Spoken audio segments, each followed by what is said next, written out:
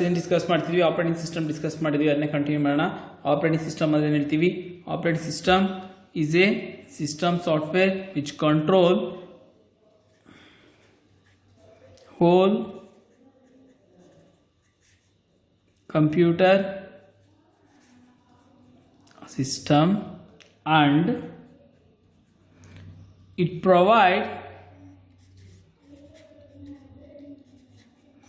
provide user interface. ಇದು operating ಸಿಸ್ಟಮ್ನ complete definition. Operating system ಅಲ್ಲಿ ಹೇಳ್ತೀರಾ, operating system is a system software which control whole computer system and it provide user interface. ಆಯ್ತಾ? ಈಗ system ಸಾಫ್ಟ್ವೇರ್ಲಿ ಎರಡು ವಿಧಾನ ಇದೆ, ಅದ್ಯಾವುದು ಅಂತ ನೋಡೋಣ. ಸಿಸ್ಟಮ್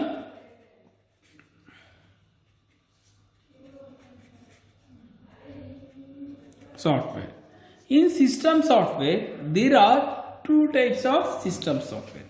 ಯಾವದಪ್ಪ ಅಂದರೆ ಒಂದು GUI, ಇನ್ನೊಂದು ನಾನ್ GUI ಸಿಸ್ಟಮ್ ಸಾಫ್ಟ್ವೇರ್ಸ್ ಅಂತ ಕರಿತೀವಿ. GUI ಅಂದ್ರೆ ಏನು, ನಾನ್ GUI ಅಂತ ತಿಳ್ಕೊಳ್ಳೋಣ. ಎರಡು ವಿಧಾನ ಇದೆ, ಇದು ಎಕ್ಸಾಂಪಲ್ ಕೇಳ್ತಾರೆ ಡಿಫ್ರೆನ್ಸು. ಒಂದು GUI, ಒಂದು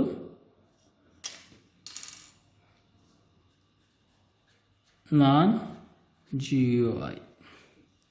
ಓಕೆನಾ? GUI ಅಂದರೆ ಏನು? GUI ಅಂದರೆ ಗ್ರಾಫಿಕಲ್ ಯೂಸರ್ ಇಂಟರ್ಫೇಸ್. ನಾನ್ GUI ಅಂದರೆ ಏನು? Same is a non-graphical user interface. Graphical user interphase ಇದು ನಾನ್ ಗ್ರಾಫಿಕಲ್ ಯೂಸರ್.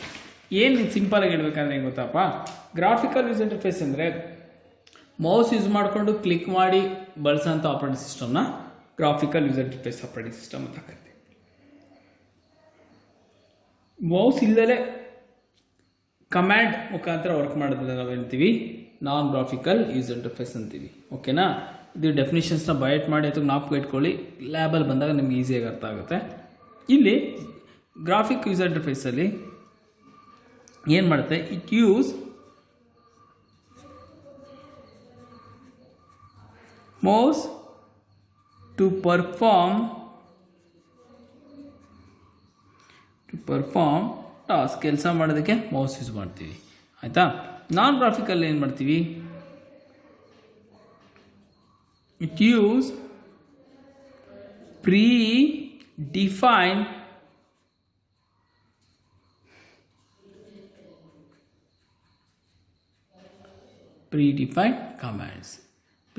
ಕಮೆಂಟ್ಸ್ನ ಮಾತ್ರ ಯೂಸ್ ಮಾಡ್ತೀವಿ.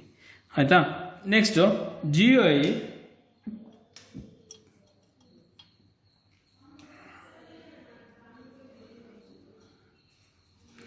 Is very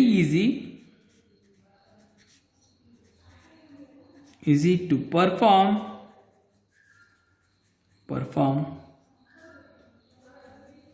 task. ಇದು it not so easy to perform the task. ಇದು ಅಷ್ಟು ಈಸಿ ಅಲ್ಲ. Next GUI is a user friendly ಆಗಿರುತ್ತೆ, ಯೂಸರ್ಗೆ ಈಸಿಯಾಗಿ ಅರ್ಥ ಆಗೋದಿರುತ್ತೆ. ನಾನ್ GUI ಅಂದರೆ is not user friendly. Next GUI example operating ಜಿಯೋಗೆ ಎಕ್ಸಾಂಪಲು ಆಪ್ರೇಟಿಂಗ್ ಸಿಸ್ಟಮು, ನಾನ್ ಜಿಯೋಗೆ ಡಾಸ್ ಕಮ್ಯಾಂಡ್ಸ್. ನಿಮ್ಗೆ ಕ್ಲಾಸ್ ಬಂದಾಗ ಹೇಳ್ಕೊಡ್ತೀನಿ ಡಾಸ್ ಕಮ್ಯಾಂಡ್ಸ್ ಅಂದರೆ ಏನು ಅಂತ, practical concept. Next concept operating system. ಇವಾಗ ಡಿಸ್ಕಸ್ ಮಾಡೋಣ. ಎಕ್ಸಾಮ್ಗೆ 5 ಮಾರ್ಕ್ಸ್ ಕ್ವಶನ್ ಬರುತ್ತೆ. ಆಪ್ರೇಟಿಂಗ್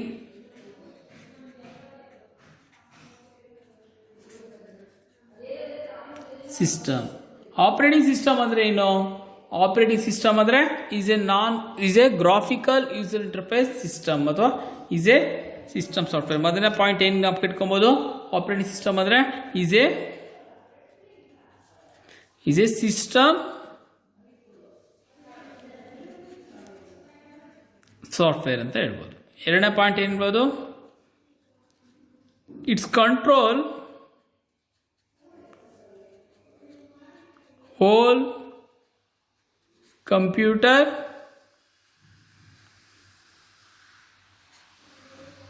ಸಿಸ್ಟಮ್ ಅಂತ ಹೇಳ್ಬೋದು. ಇನ್ನು ಮೂರನೇ ಪಾಯಿಂಟ್ ಏನು ಹೇಳ್ಬೋದು? ಈಸ್ ಎ GUI ಸಾಫ್ಟ್ವೇರ್ ಅಂದರೆ ಗ್ರಾಫಿಕಲ್ ಯೂಸರ್ ಇಂಟರ್ಫೇಸ್ ಸಾಫ್ಟ್ವೇರ್. ಆಯ್ತಾ? ಈ ಆಪರೇಟಿಂಗ್ ಸಿಸ್ಟಮ್ ಸ್ಟ್ರಕ್ಚರ್ ಹೆಂಗಿರುತ್ತೆ? ಆಪರೇಟಿಂಗ್ ಸಿಸ್ಟಮ್ ಅಂದರೆ ನೋಡಿ, ಫಸ್ಟ್ ಹಾರ್ಡ್ವೇರ್, ಆಮೇಲೆ ಇನ್ನೊಂದಿರುತ್ತೆ ಸಿಸ್ಟಮ್ ಸಾಫ್ಟ್ವೇರ್. ನೆಕ್ಸ್ಟ್ ಅದಾದ್ಮೇಲೆ ಇರುತ್ತೆ ಅಪ್ಲಿಕೇಶನ್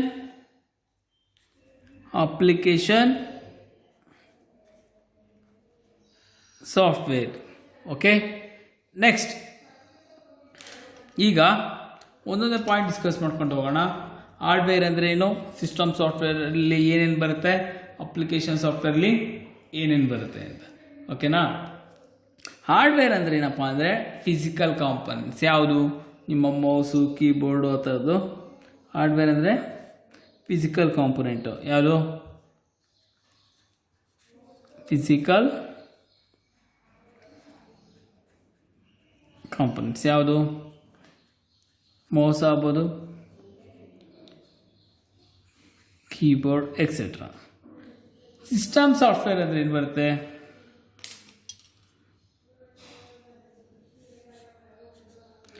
ಸಿಸ್ಟಮ್ ಸಾಫ್ಟ್ವೇರ್ ಅಂದರೆ ಬರುತ್ತೆ operating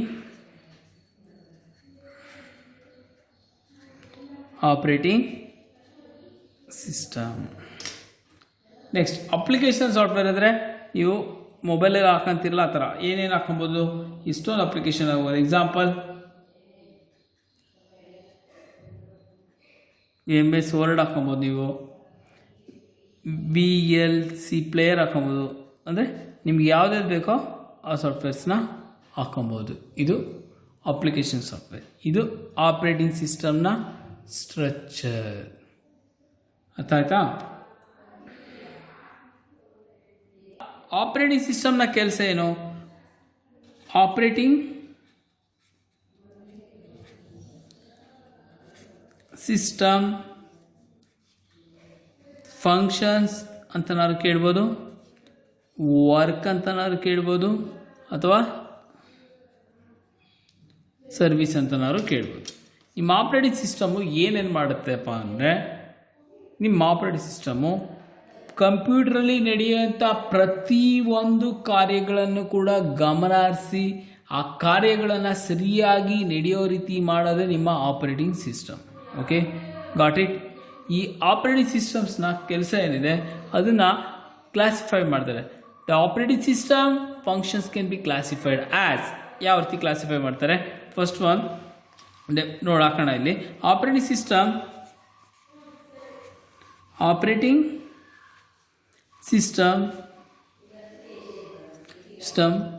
control and interface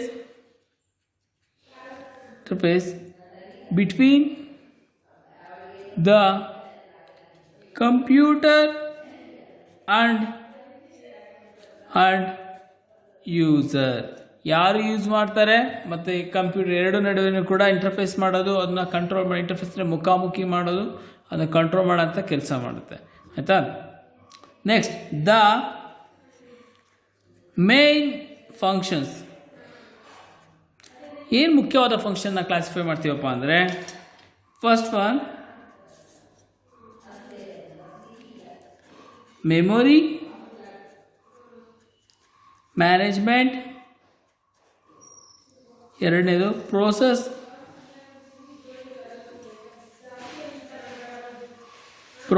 management, ಮೂರನೇದು ಇನ್ಪುಟ್ ಆ್ಯಂಡ್ ಔಟ್ಪುಟ್ ಮ್ಯಾನೇಜ್ಮೆಂಟ್ ಅಂತ ಬರೀರಿ, ಕಂಟ್ರೋಲ್ ಅಂತನಾದ್ರು ಬರೀರಿ. ನೆಕ್ಸ್ಟ್ ನಾಲ್ಕನೇದು, ಫಸ್ಟ್ ಒನ್ನು ಮೆಮೊರಿ ಆಯಿತು, ಪ್ರೋಸೆಸ್ ಆಯಿತು, ಇನ್ಪುಟ್ ಔಟ್ಪುಟ್ ಮ್ಯಾನೇಜ್ಮೆಂಟ್ ಆಯಿತು. Next user control. ಇಷ್ಟು ಮುಖ್ಯವಾದ ಕೆಲಸವನ್ನು ನಿಮ್ಮ ಆಪರೇಟಿಂಗ್ ಸಿಸ್ಟಮ್ ಮಾಡುತ್ತೆ. ಓಕೆನಾ? ಇವತ್ತು ಮಾಡಿರೋ ಕ್ಲಾಸಸ್ ನಾವು ಒಂದು ರಿವಿಷನ್ ಮಾಡಿದ್ವಿ. First one we discuss the software ಅಂದ್ರೆ ಏನು ಹೇಳಿದ್ವಿ? Software is a set of information to perform the particular task. Software ಏನೇನು ಬರುತ್ತೆ? Data, program, function. ಡೇಟಾ ಅಂದ್ರೇನೋ is a collection of information. Program ಅಂದ್ರೇನೋ is a collection of data to perform the particular task. Next function ಅಂದ್ರೇನೋ is a function is a collection of programs to perform the particular task. ಇಲ್ಲಿ function ಅಂದರೆ, software ಅಂದರೆ ಏನಪ್ಪ ಅಂದರೆ, ನಾವು ಏನು manual ಆಗಿ ಹೇಳ್ಬಿಟ್ಟು ಕೆಲಸ ಮಾಡಿಸ್ತೀವಿ ಆ ಕೆಲಸನ ನಾವು ಕಂಪ್ಯೂಟ್ರಲ್ಲಿ ಮಾಹಿತಿಯನ್ನು ಕೊಟ್ಬಿಟ್ಟು ಕಂಪ್ಯೂಟರ್ ಮುಖಾಂತರ ಮಾಡೋ ಕೆಲಸವನ್ನು ಮಾಡೋಂಥ ಮಾಹಿತಿಗಳನ್ನ ನಾವು ಸಾಫ್ಟ್ವೇರ್ಸ್ ಅಂತ ಕರಿತೀವಿ. ಆಯಿತಾ? ಈ ಸಾಫ್ಟ್ವೇರಲ್ಲಿ ನಮಗೆ ಮುಖ್ಯವಾಗಿ ಎರಡು ವಿಧಾನಗಳಿದೆ. ಒಂದು ಅಪ್ಲಿಕೇಶನ್ ಸಾಫ್ಟ್ವೇರ್ ಅಂತ ಇದೆ, ಇನ್ನೊಂದು ಸಿಸ್ಟಮ್ ಸಾಫ್ಟ್ವೇರ್ ಅಂತ ಇದೆ. ಎಷ್ಟು ಟೈಪ್ಸ್ ಇದೆ ಅಪ್ಲಿಕೇಶನ್ ಸಾಫ್ಟ್ವೇರಲ್ಲಿ? ಎಕ್ಸಾಂಪಲ್ ಕೇಳ್ತಾ ಇದ್ದೀರಾ, 2 types. One is application software, other one is system software. Application software ಅಂದರೆ ಏನು?